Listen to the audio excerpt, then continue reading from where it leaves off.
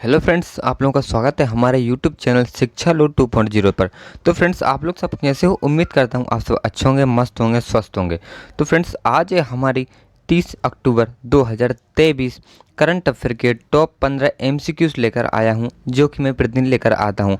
और ये एमसीक्यूज़ आपको आगामी परीक्षा में आप किसी भी एग्ज़ाम की तैयारी कर रहे हो, आप जो भी एग्ज़ाम दोगे तो आपके करंट अफेयर के जो क्वेश्चन है, इस जो कि हमारे जो वीडियो से बाहर नहीं जाएंगे। आप अगर हमारे पर डे की वीडियो देखते हो, तो आप अगर हमारे वीडियो को पहली बार वॉच कर रहे हो तो हमारे चैनल को सब्सक्राइब कर लीजिए, बेल आइकन वाली घंटी को ऑल पर दबा लीजिए, ताकि हमारे आने वाले हर वीडियो आप तक जरूर पहुंच सके। ठीक है, और आप लोगों को किसी प्रकार का अगर डाउट होता है तो हमारे कमेंट में ज़रूर कमेंट कीजिए, हम आपके कमेंट का तुरंत रिप्लाई करेंगे। ठीक है, तो चलिए फटाफट क्वेश्चन की ओर बढ़ते हैं। तो गाइस, हमारा पहला क्वेश्चन होने वाला है, हाल ही में अंतर्राष्ट्रीय देखभाल एवं सहायता दिवस कब मनाया गया है? तो अंतर्राष्ट्रीय देखभाल एवं सहायता दिवस मनाया गया हमारा 29 अक्टूबर को। ऑप्शन नंबर हमारा तीसरा वाला इज राइट आंसर हो जाएगा, ये हमें याद रखना है। ठीक है गाइस, चलिए इसके अब डिटेल में हम बात कर लेते हैं। तो अपने जीवन में देखभाल और सहायता कर्मियों के प्रति अपना आभार व्यक्त करने के लिए कुछ समय निकालें। इसमें आपके परिवार के सदस्य और मित्र शामिल हो सकते हैं जो अवैतनिक देखभाल प्रदान करते हैं। साथ ही में पेशेवर देखभालकर्ता जैसे नर्स, घरेलू स्वास्थ्य सहायक और बाल देखभालकर्ता भी शामिल हो सकते हैं। ठीक है बच्चों, उम्मीद करता हूँ आप सब समझ चुके होंगे। चलिए बढ़ते हैं हमारे दूसरे प्रश्न की ओर। ये रहा हमारा दूसरा प्रश्न, हाल ही में HAL ने किस देश की कंपनी सारफान एयरक्राफ्ट के साथ समझौता किया है? ऑप्शन दिए हैं जर्मनी, जापान, फ्रांस या इनमें से कोई नहीं। तो इसका जो राइट आंसर हो जाएगा हमारा फ्रांस। फ्रांस की कंपनी हमारी सारफान एयरक्राफ्ट के नाम से, ठीक है, उसके साथ समझौता किया है। तो चलिए अब बात करते हैं हमारी HAL क्या है। HAL की फुल फॉर्म है हमारी हिंदुस्तान एयरलोटेस्ट लिमिटेड। ठीक है, तो ये हमें याद रखना है। इसमें क्या है, फ्रांस की कंपनी सारफान एयरक्राफ्ट नाम से है, जो कि इंजन के पुर्जे बनाती है। ठीक है, उम्मीद करता हूँ आप सब समझ चुके होंगे। चलिए अब हम फ्रांस से मिलते जुलते हम फ्रांस प्रश्न देख लेते हैं, जो कि हमारे एग्जाम से महत्वपूर्ण हो सकते हैं। तो फ्रांस ने स्कूलों में महिलाओं के अवाया पोशाक पहनने पर प्रतिबंध लगाया है। भारत फ्रांस के मार्सेल में एक नया वाणिज्य दूतावास खोलेगा। प्रधानमंत्री मोदी को फ्रांस के सर्वोच्च सम्मान great cross of the legion of honour से सम्मानित किया गया है। और फ्रांस की सैन्य परेड में प्रधानमंत्री को विशिष्ट अतिथि के रूप में आमंत्रित किया गया है। ठीक है गाइज, चलिए अब बढ़ते हैं हमारे तीसरे प्रश्न की ओर। ये रहा हमारा तीसरा प्रश्न, हाल ही में 15वें जनजातीय युवा आदान प्रदान कार्यक्रम का उद्घाटन कहाँ किया गया है? ऑप्शन दिए हैं बेंगलुरु, नई दिल्ली, मुंबई या इनमें से कोई नहीं। तो जनजातीय युवा आदान प्रदान कार्यक्रम का उद्घाटन किया गया हमारे मुंबई में। ऑप्शन नंबर तीसरा वाला इज राइट आंसर हो जाएगा, ये हमें याद रखना है। ठीक है गाइस, चलिए बढ़ते हैं हमारे चौथे प्रश्न की ओर। ये रहा आपका चौथा प्रश्न, हाल ही में किस देश ने मुफ्त फ्लू टीकाकरण अभियान शुरू किया है? तो मुफ्त फ्लू टीकाकरण शुरू किया है हमारे मंगोलिया ने। ऑप्शन नंबर हमारा तीसरा वाला इज राइट आंसर हो जाएगा, ये हमें याद रखना है। ठीक है गाइज, चलिए अब बढ़ते हैं हमारे नेक्स्ट प्रश्न की ओर। ये रहा हमारा पांचवा प्रश्न, हाल ही में किस देश की जन्म दर में रिकॉर्ड गिरावट दर्ज की गई है? ऑप्शन दिए हैं फ्रांस, इटली, पाकिस्तान, इनमें से कोई नहीं। तो इटली की जन्म दर में रिकॉर्ड में गिरावट आई है हाल ही में। ठीक है, तो ये हमें याद रखना है। चलिए अब इसकी हम डिटेल में बात कर लेते हैं। तो 2022 में जन्म दर यानी एक महिला कितने बच्चे को जन्म दे सकती है एक वर्ष में औसतन? पहले क्या 2022 में 1.24 थी। अब इसमें माइनस होकर हमारी 2023 में 1.2 हो गई है। ठीक है, 1.22 हो गया है। ठीक है, और इसमें क्या है, एक खास बात यह है कि हमारे इटली में 31 वर्ष की आयु में, जो कि महिला की औसतन आयु होती है 31 वर्ष की आयु में, जो कि बच्चे को जन्म देती है। ठीक है, ये भी आपको याद रखना है, 31 वर्ष की आयु में जो कि महिला एक बच्चे को जन्म देती है। ठीक है, तो इसमें एक बात और निकल के आई है महत्वपूर्ण।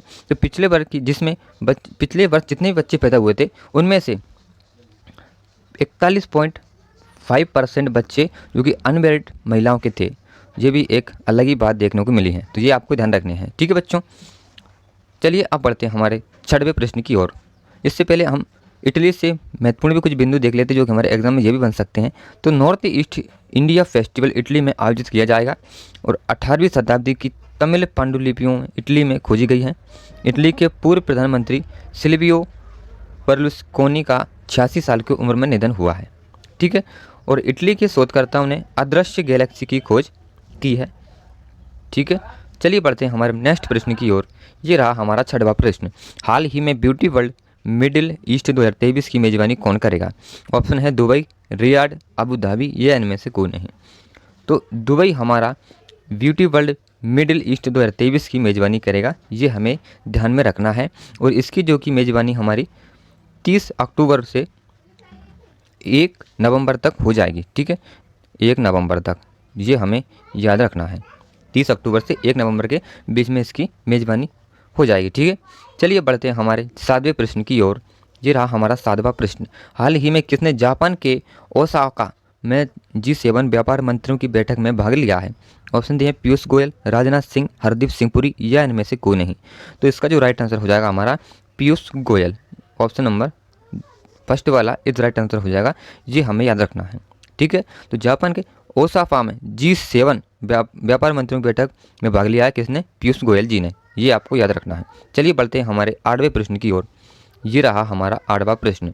हाल ही में किस देश ने गिनी की खाड़ी अपना पहला संयुक्त नौसैनिक अभ्यास किया है? तो गिनी की खाड़ी, किस देश ने गिनी की खाड़ी क्या है, इसके बारे में डिटेल में हम बात कर लेते हैं। तो गिनी की खाड़ी हमारे,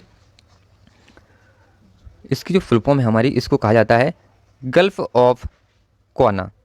इसको कहा जाता है गल्फ ऑफ क्वाना, ये आपको ध्यान रखना है।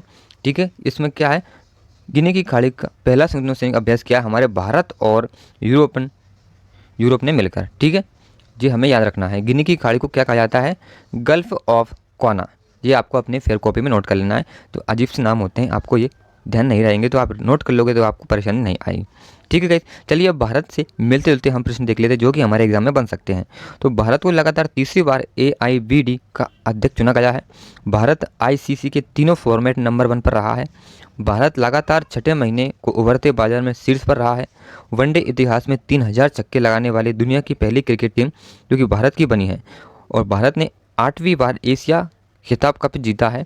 भारत ने संवादात्मक भुगतान के लिए हेलो UPI लॉन्च किया है। इन सारे बिंदुओं को आपको ध्यान में रखने हैं। ठीक है बच्चों, चलिए बढ़ते हैं हमारे नेक्स्ट प्रश्न की ओर। ये रहा हमारा 9वां प्रश्न।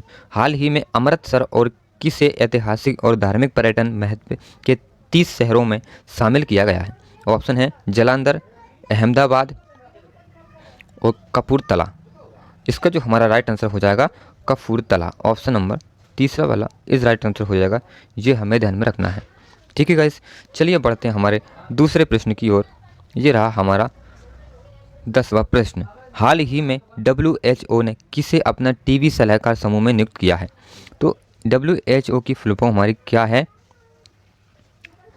वर्ल्ड हेल्थ ऑर्गेनाइजेशन, ये आपको ध्यान रखना है। ठीक है गाइस, वर्ल्ड हेल्थ ऑर्गेनाइजेशन। ठीक है, इसका जो हमारा राइट आंसर हो जाएगा, ऑप्शन दिए हैं संजय पांडे, सारंगदेव, SS सेन, या इनमें से कोई नहीं। तो इसका जो राइट आंसर हो जाएगा हमारा सारंगदेव। ऑप्शन नंबर हमारा दूसरा वाला इस राइट आंसर हो जाएगा। सारंगदेव को टीबी सलाहकार समूह में नियुक्त किया गया है, ये ध्यान में रखना है। और इसकी जो फुल फॉर्म भी आपको ध्यान रखना है। ठीक है गाइस, वर्ल्ड हेल्थ ऑर्गेनाइजेशन। चलिए अब 11वें प्रश्न को देखते हैं। ये रहा हमारा 11वां प्रश्न। हाल ही में कहाँ भारतीय अर्थशास्त्र के चौथे वार्षिक सम्मेलन का उद्घाटन किया गया है? ऑप्शन दिए हैं चेन्नई, नई दिल्ली, श्रीनगर, या इनमें से कोई नहीं। तो भारतीय अर्थशास्त्र के चौथे वार्षिक सम्मेलन का उद्घाटन किया गया हमारे श्रीनगर में। ऑप्शन नंबर हमारा तीसरा वाला इस राइट आंसर हो जाएगा, ये हमें याद रखना है। ठीक है, चलिए बढ़ते हैं हमारे 12वें प्रश्न की ओर। ये रहा आपका 12वां प्रश्न। हाल ही में किस राज्य में 3 दिवसीय श्री अन्न महोत्सव आयोजित किया गया है? ऑप्शन है उत्तराखंड, उत्तर प्रदेश, आंध्र प्रदेश, या इनमें से कोई नहीं। तो उत्तर प्रदेश राज्य में 3 दिवसीय श्री अन्न महोत्सव आयोजित किया जा रहा है, ये हमें ध्यान में रखना है। ठीक है बच्चों, चलिए अब बढ़ते हैं हमारे 13वें प्रश्न की ओर। ये रहा आपका 13वां प्रश्न। हाल ही में फिनटेक यूनिकॉर्न के मामलों में कौन सा देश शीर्ष पर रहा है? ऑप्शन दिए हैं भारत, UK, USA, या इनमें से कोई नहीं। तो इसका जो राइट आंसर हो जाएगा हमारा USA। ऑप्शन नंबर तीसरा वाला इस राइट आंसर हो जाएगा, ये हमें ध्यान में रखना है। ठीक है, USA में हमारे 134 फिनटेक यूनिकॉर्न है और दूसरे नंबर पे हमारा यूके इसमें 27 फिनटेक यूनिकॉर्न है और फर्स्ट नंबर पे हमारा 30 नंबर पे हमारा भारत है जो हमारे उसमें 17 की फिनटेक यूनिकॉर्न है। ठीक है, तो ये फिनटेक क्या होता है? फिनटेक होता है हमारा जैसे कि फाइनेंस प्रेस टेक्नोलॉजी होती है ना, फाइनेंस का जो कि कार्य संभालती हैं उनको हम फिनटेक यूनिकॉर्न कहा जाता है। तो फर्स्ट नंबर पे हमारा कौन सा है? यूएसए, दूसरे पे हमारा कौन सा है? यूके, और तीसरे पे हमारा भारत। ठीक है, चलिए अब बढ़ते हैं हमारे 14वें प्रश्न की ओर। ये रहा आपका 14वां प्रश्न। हाल ही में साइलेंट कन्वर्सेशन फ्रॉम वार्चिस्ट टू द सेंटर नामक कला प्रदर्शनी का आयोजन कहाँ किया गया है? ऑप्शन है भोपाल, नई दिल्ली, चंडीगढ़ या इनमें से कोई नहीं। तो नई दिल्ली में इसका आयोजन किया गया है। ऑप्शन नंबर दूसरा वाला इज राइट आंसर हो जाएगा। ये हमें ध्यान में रखना है। ठीक है गाइस, चलिए बढ़ते हैं 15वें प्रश्न की ओर। ये रहा हमारा 15वां प्रश्न।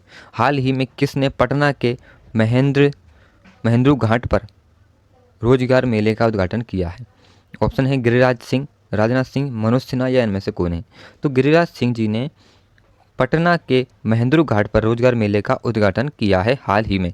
तो ये हमें याद में रखना है। ठीक है, तो बच्चों आज हमारे 30 अक्टूबर 2023 के करंट अफेयर के ओनली 15 MCQs लाए थे, वो मैंने आपको आंसर सहित बताए हैं। तो आपको हमारी वीडियो और हमारे प्रश्न कैसे लगे? अच्छे लगे हों तो एक लाइक कर दीजिए, चैनल पर नया आया हो तो चैनल को सब्सक्राइब कर लीजिए और एक प्यारा सा कमेंट कर दीजिए। ठीक है, बस इतना करने आपके लिए। चलिए कल मिलते हैं करंट अफेयर वीडियो के साथ, तब तक के लिए टेक केयर, बाय बाय, जय हिंद, वंदे मातरम।